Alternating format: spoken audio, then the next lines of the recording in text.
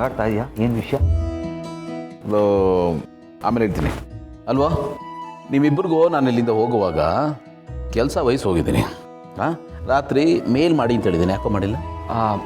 Big bro, ನಾನೆಲ್ಲ check ಮಾಡಿದ್ದೀನಿ, ಎಲ್ಲ ಕರೆಕ್ಟಾಗಿದೆ.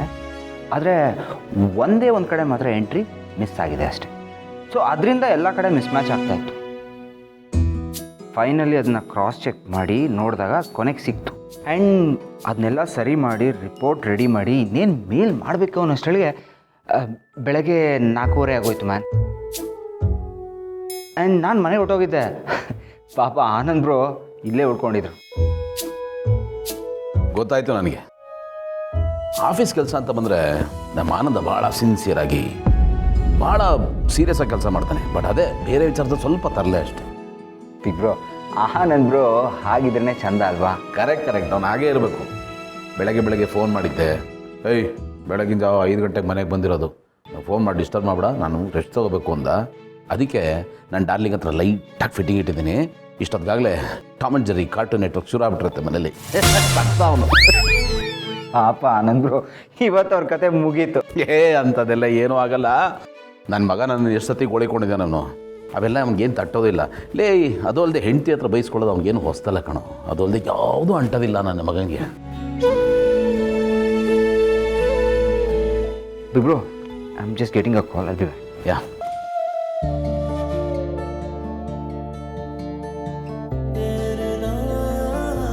ಅರೆ ಸೊ ಈ ಮಕ್ಕಳು ಎಷ್ಟು ಹೇಳಿದ್ರು ಕೇಳಲ್ವಲ್ಲ. ಈ ಭೂಮಿ ಕಡೆಯಲ್ಲಿ ಒಳಗಡೆ ಇಟ್ಟಿದ್ದಾರೆ. ನಮ್ದೆಲ್ಲೇ ನೋಡ್ಬೇಕು.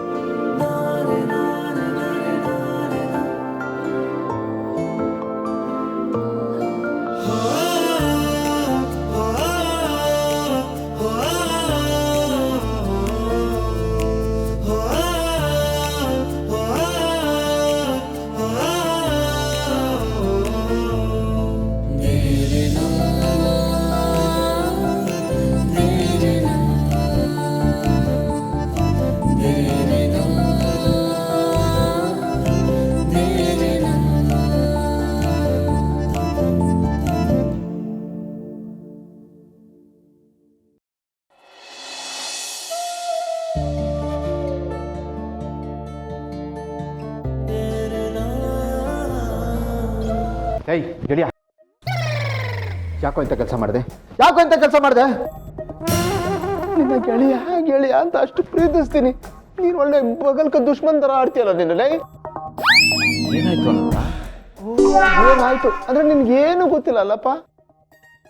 ಅಲ್ಲ ಕಣ, ಏನು ನೀನು ಮದುವೆ ಆಗಬೇಕು, ಮಕ್ಕಳಾಗಬೇಕು, ನಿನ್ನ ಸಂಸಾರ ಚೆನ್ನಾಗಿರ್ಬೇಕು, ನೀನು ಖುಷಿಯಾಗಿರ್ಬೇಕು ಅಂತ ದೇವ್ರ ಹತ್ರ ಹರಕೆ ಎಲ್ಲ ಹೊತ್ಕೊಂಡಿದ್ದೆ. ಆದ್ರೆ ನನ್ನ ಖುಷಿಗೆ ಮಣ್ಣಾಗ್ತಾ ಇದೆಯಲ್ಲೋ. ಯಾಕೋ ಹುಳಿಂಡ ಕೆಲಸ ಮಾಡ್ತೀಯ ನೀನಲ್ಲೇ? ಅಲ್ಲ, ಮಕ್ಕಳೆಲ್ಲ ದೊಡ್ಡವ್ರು ಆಗ್ತಾರೆ, ಇನ್ನು ಮಕ್ಕಳಾಡ್ದಂಗೆ ಆಡ್ತೀಯಲ್ಲೋ ನೀನು. ಯಾಕೋ ಏನಾಯ್ತು ಅಂತ ಹಿಂಗಾಡ್ತಾ ಇದೀಯಾ? ಹೇಳ್ತೀರಪ್ಪ, ಪಾಪ ನಿಂಗೇನು ಗೊತ್ತಿಲ್ಲ ಅಲ್ವಾ, ನೀನು ಏನೇನು ಮಾಡಿದ್ಯಾ, ಅದರಿಂದ ನನಗೇನಾಯ್ತು ಅಂತ ನಾನೇ ಹೇಳ್ಬಿಡ್ತೀನಿ, ಕೇಳು. ಅಲ್ವೋ, ನಾನು ಇಡೀ ದಿನ ಕೆಲಸ ಮಾಡಿದ್ದೀನಿ, ಮುಗ್ದಿಲ್ಲ ಅಂತ ಬೆಳಗಾನ ಕೆಲಸ ಮಾಡಿದ್ದೀನಿ.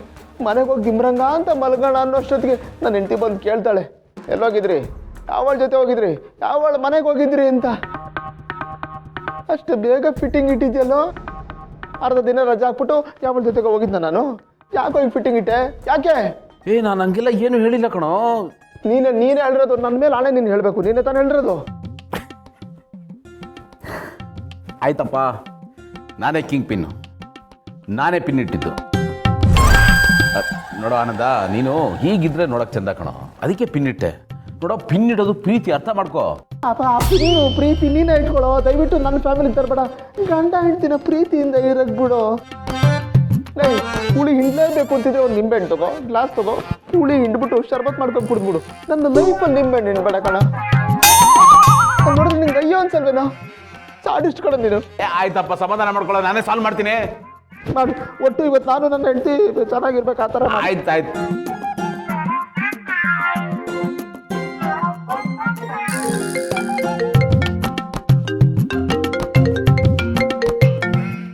ಹಲೋ ಡಾರ್ಲಿಂಗ್, ನಾನೇ ಬಿಸ್ಕೆಟ್ ಹಾಕಿದ್ದು, ನಾನೇ ಸುಳ್ಳು ಹೇಳಿದ್ದು. ಆನಂದ ಎಲ್ಲೂ ಹೋಗಿರಲಿಲ್ಲ. ಬೆಳಗಿನ ಜಾವ 5 ಗಂಟೆ ತನಕ ಆಫೀಸಲ್ಲೇ ಕೆಲಸ ಮಾಡ್ತಾ ಇದ್ದ. ಒಂದು ಇಂಪಾರ್ಟೆಂಟ್ ಕೆಲಸ ಕೊಟ್ಟಿದ್ದೆ, ನಾನೇ ಅಸೈನ್ ಮಾಡಿದ್ದೆ. ನಾನು ಅಪ್ಪಣ್ಣ ಹತ್ರ ಹೀಗೆಲ್ಲ ಹೇಳಿದ್ದೀನಿ, ನೀನು ಹಾಗೆ ಹೇಳ್ಬಿಡು ಅಂತ ಹೇಳಿದನಾ? ನನಗೆ ಗೊತ್ತು ನೀನು ಆಗಲೇ ಹೇಳಿದ್ದೆ ಸತ್ಯ. ಈಗ ಸುಮ್ಮನೆ ಪ್ಯಾಚಪ್ ಮಾಡಕ್ಕೆ ಬರಬೇಡ. ಅವನ ಬಗ್ಗೆ ನಂಗೆ ಗೊತ್ತಿಲ್ವಾ ಈ ಥರ ಎಷ್ಟು ಆಟಗಳು ಆಡಿದ್ದಾನೆ ಅಂತ? ಇಲ್ಲ ನಾನು ಈಗ ಹೇಳ್ತಾರೆ ಸತ್ಯ, ಅವಾಗಲೇ ಹೇಳಿ ಸುಳ್ಳು. ಇಲ್ಲ, ನೀನು ಆಗಲೇ ಹೇಳಿದ್ದೆ ಸತ್ಯ, ಈಗ ಹೇಳ್ತಿರೋದು ಸುಳ್ಳು. ನನಗೆಲ್ಲ ಗೊತ್ತು, ನಾನು ಯಾರ ಮಾತು ನಂಬಲ್ಲ. ನಂಗೆ ಯಾರೂ ಸಮಜಾಯಿಷಿ ಕೊಡೋದು ಬೇಡ. ನನ್ನ ಒಳ್ಳೆಯವನು ಏನಾಯ್ತು? ಕಟ್ ಮಾಡ್ಬಿಡ್ಲಾ? ನನ್ನ ನೋಡೋ, ನನ್ನ ಕೈಲಾದ ಪ್ರಯತ್ನ ನಾನು ಮಾಡಿದೆ ಆನಂದ. ಮಾಡ್ದಪ್ಪ, ಒಂದು ಕ್ಷಣ ಸಾಕು ಹುಳಿ ಹಿಂಡೋದಕ್ಕೆ. ನಾನು ಪ್ಯಾಚಪ್ ಮಾಡೋದಕ್ಕೆ 1 ವಾರ ಬೇಕು ಗೊತ್ತಾ? ಎಲ್ಲರೂ ಹಣೆ ಬರೋಣ ದೇವರು ಸ್ಟ್ರೈಟಾಗಿ ಬರೀತಾನೆ. ನಂದು ಈ ಡಾಕ್ಟರ್ ಪ್ರಿಸ್ಕ್ರಿಪ್ಷನ್ ಥರ ವಕ್ರವಾಗಿ ಬರೆದು ಬಿಟ್ಟಿದ್ದಾನೆ. ನನ್ನ ಕರ್ಮ. ಏನಾಗಲ್ಲ ಬಿಡ, ಮಾಡೋದೆಲ್ಲ ಮಾಡ್ಬಿಟ್ಟು ಏನಾಗಲ್ಲ ಅಂತ.